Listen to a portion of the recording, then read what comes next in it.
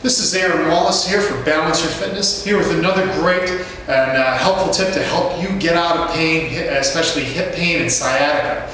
Hip pain and sciatica are very, very common today as more and more people are going for, especially people as we get older, going in for hip replacements or going to physical therapy for lots of pain that shoots down the leg, which is a typical issue with sciatic nerve impingement.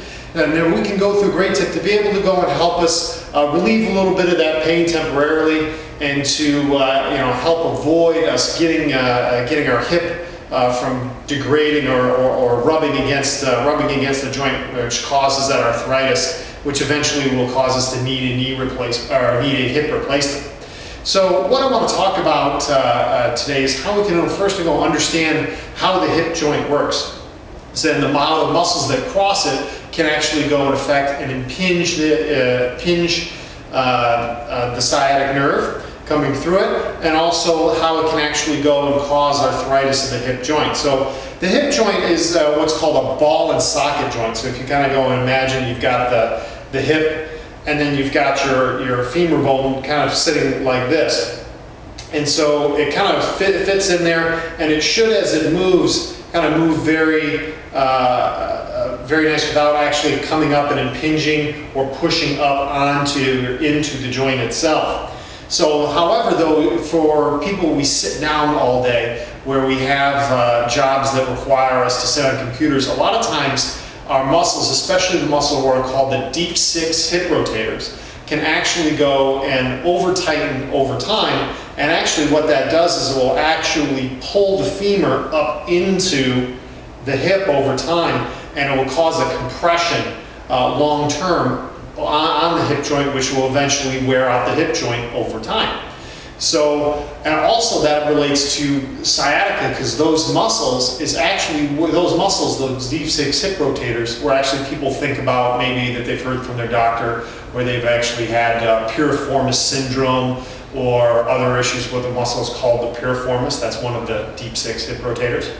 But the nerve actually passes through, can in some cases pass through the piriformis muscle, or sometimes go around the piriformis muscle, or be kind of caught up in scar tissue that can kind of build up over time. So we can actually get sometimes this impingement of the sciatic nerve through tightening of these muscles in the hips. So they kind of go out from a fan shape. So I'll kind of show this on myself to demonstrate, is that underneath our big gluteus maximus muscle, that you see is kind of the glute muscle. If I were to pull the hip back, you can kind of see the muscle there. The deep six muscles actually go from your hip right at the side here, and you'll feel a little bony structure there. That's actually what's called the greater trochanter of your femur, or the upper leg bone. And it runs from there all the way around to the sacrum at the back of the pelvis. So what they do is when they're contracted, they'll actually push them up right into the hip. And also when they're tight, they'll actually go and sometimes can go and impinge upon the sciatic nerve running from and down your leg at the hip area. So I want to show you guys a quick tip that you can use at home with a foam roller to be able to go and help release some of those muscles, and so that way you can get some temporary relief from your hip pain in a lot of cases. So now, also before we do this, before you go and do any exercise program, make sure you do consult your doctor, physical therapist, whoever you're under the care of, to make sure that that this is safe for you to do.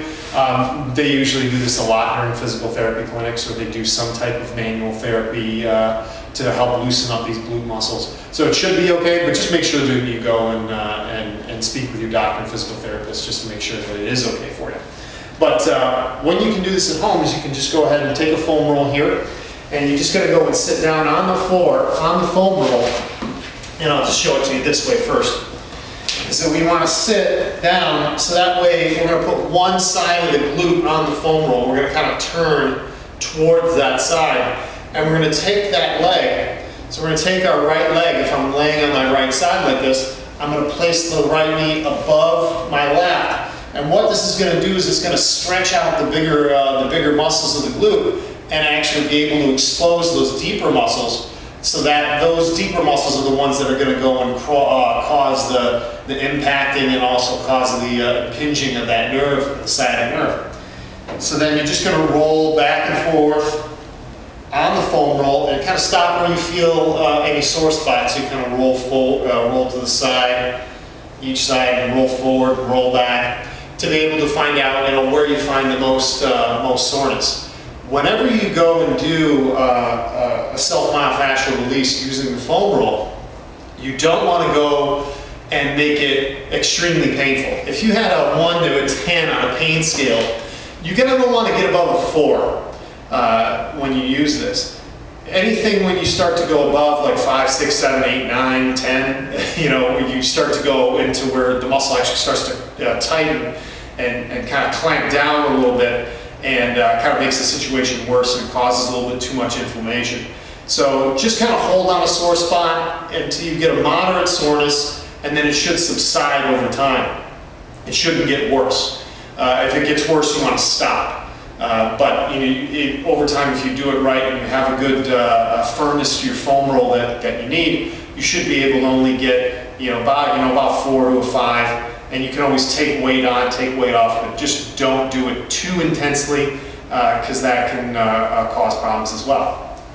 So again, you would then flip to the other side. You always want to use both sides. So I'm going to cross my left leg over and be able to roll forward and back. And by releasing those muscles, you can go and help to avoid issues with sciatica and also hip arthritis. This has been Aaron Wallace for Balance Your Fitness. If you guys have any questions regarding the exercises in the video, you can always go and email us at info@balanceyourfitness.com, or you can check out our Facebook page, or you can put the comments on the YouTube video after you're done watching. So again, this has been Aaron Wallace for your Balance Your Fitness, asking you to live your life in balance.